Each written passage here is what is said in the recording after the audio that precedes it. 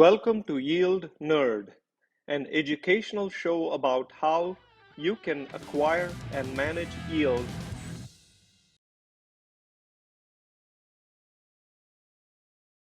So what is bright idea number 2?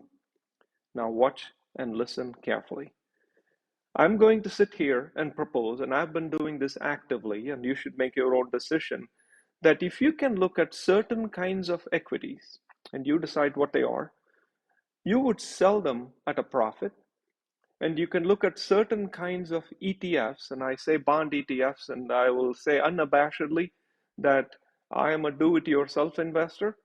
I don't subscribe to ETFs. ETFs are where you outsource your work to someone else. And if you buy a bond ETF, those bonds, when they mature, you don't get the par value, the bond manager gets the par value. And so you don't get to make more decisions, you are at their behest. And so left to me, if I had bond ETFs, I'd get rid of them. And so if you can swap equities for bond ETFs and try to balance it out where your profit from the equity offsets the loss from the bond ETF, because I'm going to sit here and tell you, you are most likely to already have a loss from bond ETFs, at least this year. And so if you can balance those two and then turn around and take the proceeds and buy ice cream, which we call short-term fixed income, let me walk you through this so you understand what I mean. So let's look at sell-side transaction number 1. Let's say that there is a stock and you have to decide what stock it is, which industry it is, which industry is unlikely to have a meteoric rise in equity prices over the next 3 months, 6 months. So effectively ask yourself the question, which equity is not likely to have a huge boost in earnings? And I'll let you make that decision. I'm not a stock picker, but you make your own decision. I make my own decisions in this area and say certain industries, what are the odds of huge increase in earnings in the next 3 to 6 months while interest rates are going up? And if you know the answer to that, you do your own research. And let's say you identify a certain stock that you already bought a year ago, 3 months ago. You decide what your time period is. You bought a certain stock for 10,000 bucks. Let's say that stock has a market value of 10,500. So you have a profit of 500 and you sell that and you make that profit of 500. Let's also assume that stock pays a dividend of 1.7%. A dividend of 1.7% on a $10,000 basis is $170 a year, or roughly $42.50 a year in dividend payments. So when you sell this stock that you bought for 10,000 for 10,500, you have a loss of income of $42.50 each quarter, but you have a one-time gain of $500. It may be short or long term, and you can figure out what that is based on your trading platform. And so you have a profit of 500 and a loss of income of $42 per quarter. That's transaction 1. Let's look at transaction number 2. Let's say that you bought a bond ETF. In all likelihood, the bond ETF is down 10, 12%. But we'll pretend for now that you bought a bond ETF for 10,000 bucks. And the market value of that bond ETF is 9,500, and that's generous. If you bought a long-term bond this year, you are down much more than that. So let's say that bond ETF was bought at 10,000 and its value now is 9,500. You sell it, you now have a loss of 500. Now, the bond ETF may give you a dividend of 1.7%. Again, if you own long-term bonds, even your coupon, and that should say interest, but it doesn't matter. The bond ETF's dividend would be 1.7%, which again is another loss of $42.50 a quarter in income. So far you've sold two things, each at an original purchase value of 10,000. You took a loss of 500 once, gain of 500 once. In both cases, you lost income of $42.50 a quarter. So the net result is there is a loss, there is a profit, and there is a net loss or gain of 0, which means tax-wise, you shouldn't have an impact. There is a dividend loss from both of those for a total of $85 a quarter. That's one side of the fence. Let's go to the buy side. When you sold both of these, you generated $20,000 in cash because you sold one for 10.5, you sold one for 9.5. And Your yield, you could go today and buy one of those short-term yields that pay around 4.9%. And on a pre-tax basis, remember, treasuries do not incur state tax. In Illinois, that would be 5.2% because you bump it up by 6.025% in Illinois. And transaction fees are zero, so you get to use the entire 20,000 to buy this. Your income, based on that same 5.2%, is $1,041 a year, or roughly $260 per quarter in income. Let's walk through what that means. And by the way, I want to remind you, I use 6.025% in Illinois. Your actual tax rate may be different in your state. Please use your state when you compute this. So what is the net result of the buy and the sell? The tax effect is zero because you really didn't have a gain or a loss. The income effect, you lost 85 and you gained 260. So what it really means is you had an increase in income of approximately $175 or $700 for the year. So let's think through what that meant.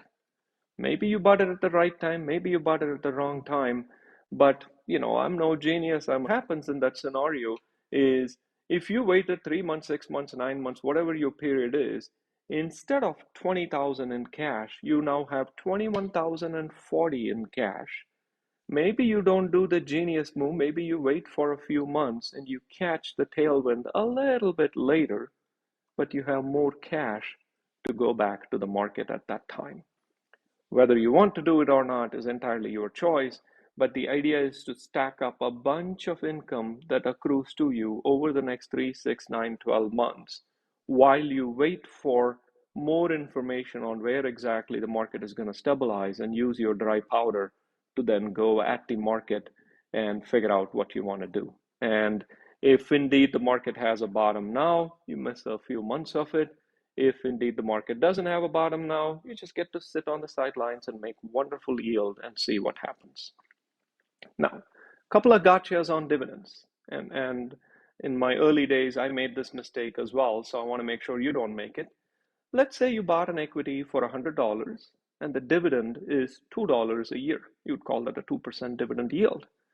And that equity did amazingly for you. The market value doubled, and now that $100 stock is $200.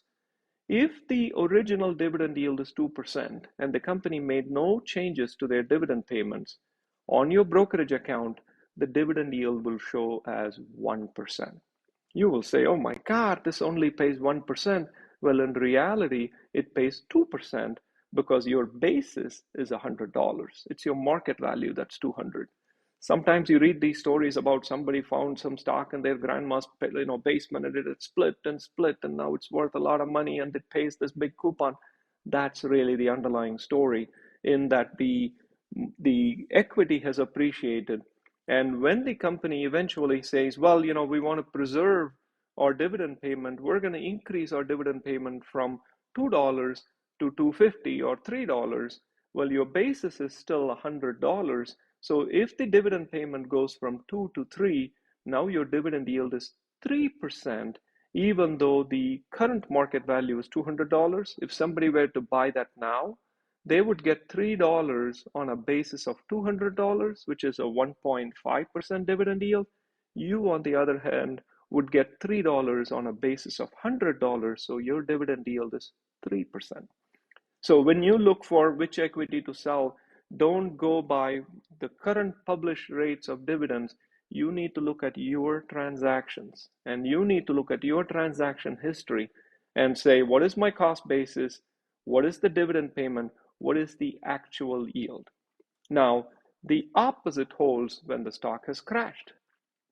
Let's say you bought an equity for $200 and the equity paid $2 per year in dividends.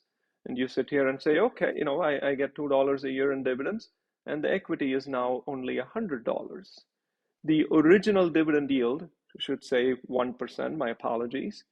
And now it is going to say 2% because the dividend payment is still $2, but the market value is $100, and this is off, my apologies. The dividend yield today will show as 2%, your dividend yield that you bought is only 1%. So you may artificially think that there is a certain equity that pays a big number in dividends. However, that is based on the current low market value. Once again, you have to go back and look at your cost basis and your dividend payments when you identify what the dividend yield is, right? Bright idea number three. So we've looked so far at short term, we've looked at how do you sell off some equities to go into fixed income. Here is another thought for you, and this would be trying to think now about what you want to do in Q1 and beyond. And there are two areas that I'm educating myself on and I'm sharing my lessons with you. One is income per month and moving towards the mean. And let me explain what that is in a moment. And the second is try and get a handle of what your estimated tax or an effective tax would be for 2023. And let me explain what I mean by that. I have seen portfolios like this before. I had one like this before, where if you add up your interest income and you add up your dividend income, you may get $300, and the average is roughly 25, but there is barely any single month where it's exactly 25. It is all over the place, and you have these months where you get a big number and months where you don't get a big number, and so it's hard to predict. Fixed income, the idea is it is fixed. And so you may want to look at, and there is an episode in YieldNerd about how to balance your portfolio. Feel free to look at that. There are ways to search and find treasuries with various maturities. The idea would be to introduce some level of predictability. It's not going to be perfect ever, but you can introduce some level of predictability and increase your yield because of the adjustments we talked about earlier, where you can flatten the curve a little bit, so to speak. That would be my suggestion for 2023. You can't do it now, but at least if you reallocate your portfolio, next year may look better and interesting. The last part that I want to cover for next year is how can you do a better job of understanding your effective tax instead of always looking at your previous year and saying, oh, well, I guess in that year it was that. Well, all you need to do is ask about big ticket movers. You're going to look at last year's income, look at your last year's tax paid, and that gives you the effective tax. And then you're going to look forward.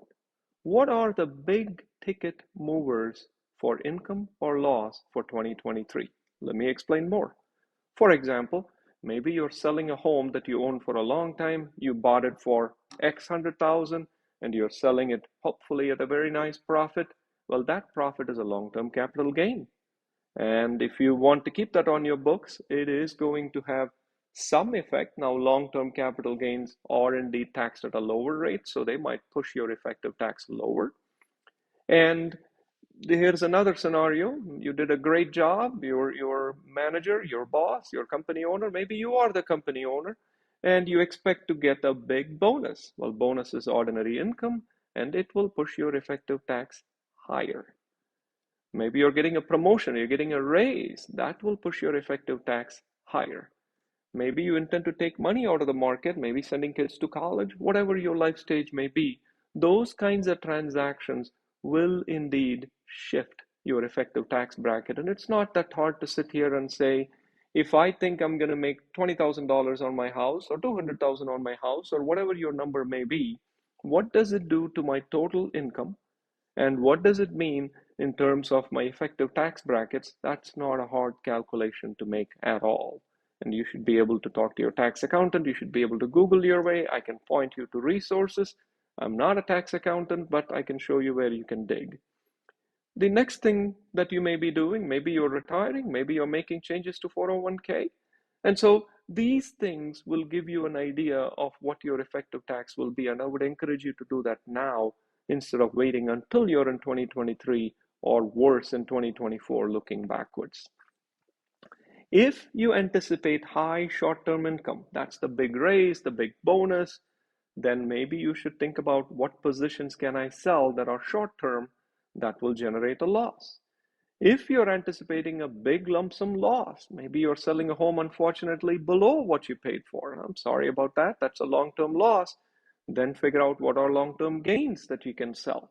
So the idea is to figure out, and you should Google, you should talk to your tax accountant, The idea is to figure out what are the big movers of your effective tax rate, long term and short term, and gain and loss, and what are compensatory moves you can make to better tune your approach. So that is what I would bring as advice to you. Every consultant, every prognosticator says, this is a very special time, you need to listen to me, and you're going to miss the train, and 200% increase is going to happen next week. I don't believe any of that is true. There are trends that are developing, and that is going to be the case all the time. History gets written every day. That is what history is. There is a wagon that is moving. You can sit there and do nothing, or you can educate yourself and take some steps. My suggestion is to do the latter. Thank you so much for listening to YieldNerd. My email is yieldnerd@gmail.com. I would welcome your comments, questions.